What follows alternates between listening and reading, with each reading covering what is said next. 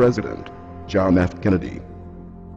Ladies and gentlemen, the very word secrecy is repugnant in a free and open society, and we are, as a people, inherently and historically opposed to secret societies, to secret oaths, and to secret proceedings.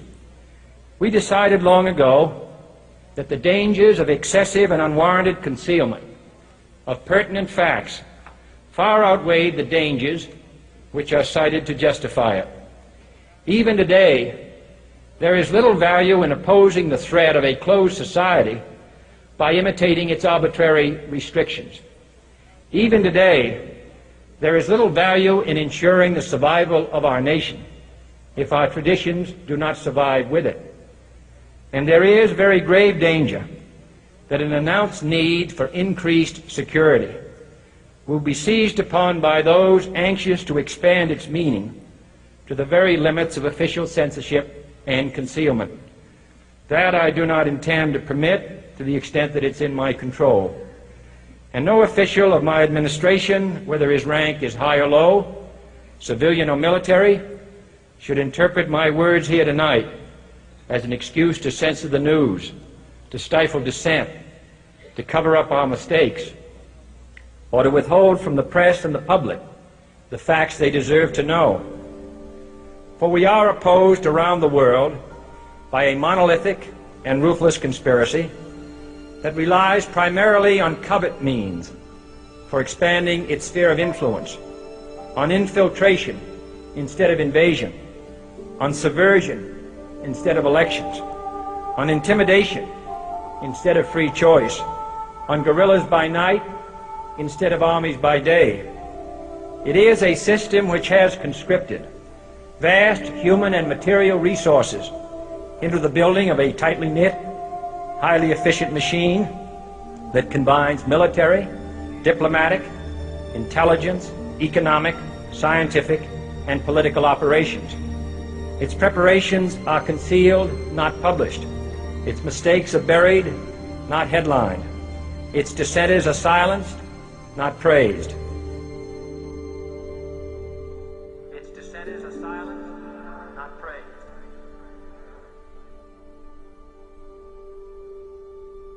Its dissenters are silenced, not praised. Its dissenters are silenced, not praised. Its dissenters are silenced, not praised. Its dissenters are silenced, not praised. No expenditure is questioned, no rumor is printed, no secret is revealed. No president should fear public scrutiny of his program, for from that scrutiny comes understanding, and from that understanding comes support or opposition, and both are necessary. I am not asking your newspapers to support an administration, but I am asking your help in the tremendous task of informing and alerting the American people. For I have complete confidence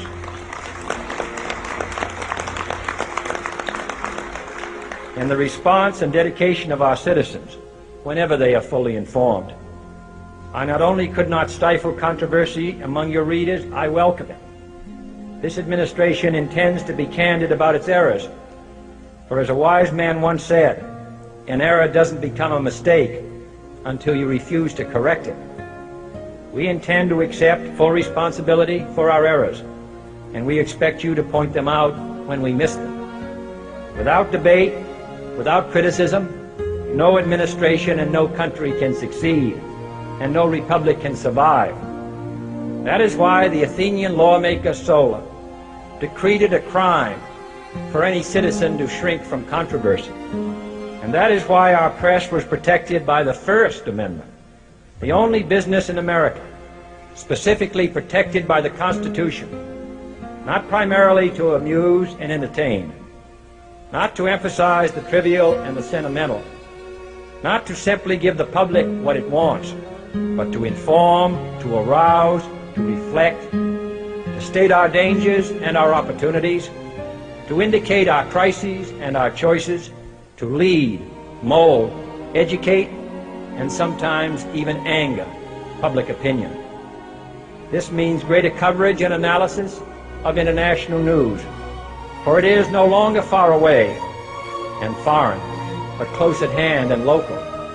It means greater attention to improved understanding of the news, as well as improved transmission. And it means, finally, that government at all levels must meet its obligation to provide you with the fullest possible information outside the narrowest limits of national security.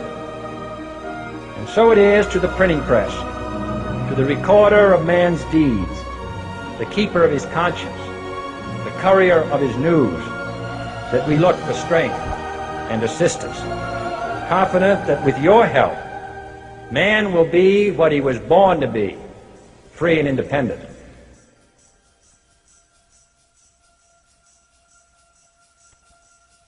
You were both in Skull and Bones, the secret society. It's so secret we can't talk about it. What does that mean for America? The conspiracy theorists are going to go wild. I'm sure they are. I don't know. I haven't seen the web. Number 322? You both were members of Skull and Bones, a secret society at Yale. What does that tell us? Not much, because it's a secret. Is there a secret handshake? Is there a secret code? I wish there were something secret I could manifest. 322, a secret number? There are all kinds of secrets, Tim, but one thing is not a secret. I disagree with this president's direction that he's taking the country. We can do a better job, and I intend to do it. And we'll be watching. Be safe on the campaign trail. John Kerry, thanks for joining us. And we'll be right back. It's good to be back at the Council on Foreign Relations. As Pete mentioned, I've been a member for a long time and was actually a director for some period of time. I never mentioned that when I was campaigning for re-election back home in Wyoming. Senator Clinton, how you doing? I'm good. How are you? Can I ask you a quick question while you sign that? It was reported in June of 2006 you attended a meeting in Ottawa, Canada, the Bilderberg Group. Can you comment on that? What's going on for the Bilderberg meeting, and what do you guys talk about up there? I have no idea what you're talking about. Yeah, you do. I was reported you were up there and people saw you up there. I just want to know what you guys talk about and meet about up there. Sir, I don't know. Why are they such top secret meetings? I have no idea what you're talking about. Your husband went to a Bilderberg meeting too. I'm just wondering. I'm not being rude or anything. No, I just want to know what happens at these meetings. Well, since I wasn't there, I have no idea. Okay, thank you, Senator. Thank you. Howard. There you go. Listen, I am a happy member of the Bohemian Grove. I like the folks who come there, and it's really inappropriate for me to talk about the group beyond that. Thank you. Have you been there for the ceremony with the cremation of care? Frankly, I don't think that's something I need to talk to you about.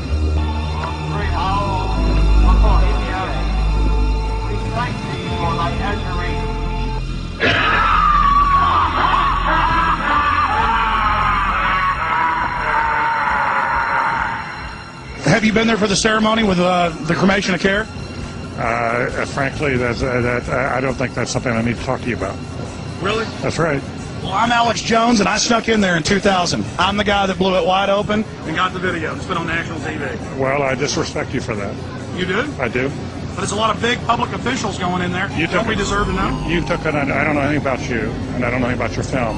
But if you go in there with an understanding, you violated that understanding by releasing that film, and I don't respect you for that. Really? I'm sorry, you took an understanding when you went in there that you would not do that film. And did you have an understanding when you went in there? No. Did you crash it? Yes. Yeah, and it has no trespassing signs there too, doesn't it? No, they put those after. Oh, I'm sorry. I'm sorry, sir. I've been there before. I know what the circumstances are, and I'm sorry you violated the understandings. But that was not a gentlemanly thing to do. But what about the ritual? Is the ritual gentlemanly?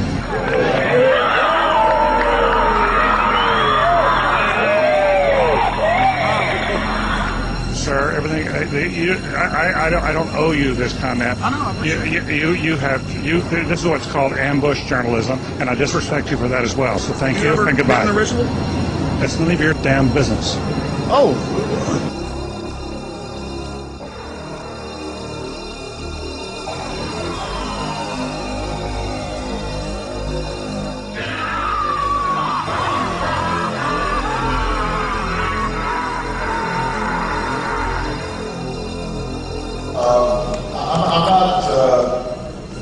The Council on Foreign Relations, I don't know if I'm an official member. I've spoken there before.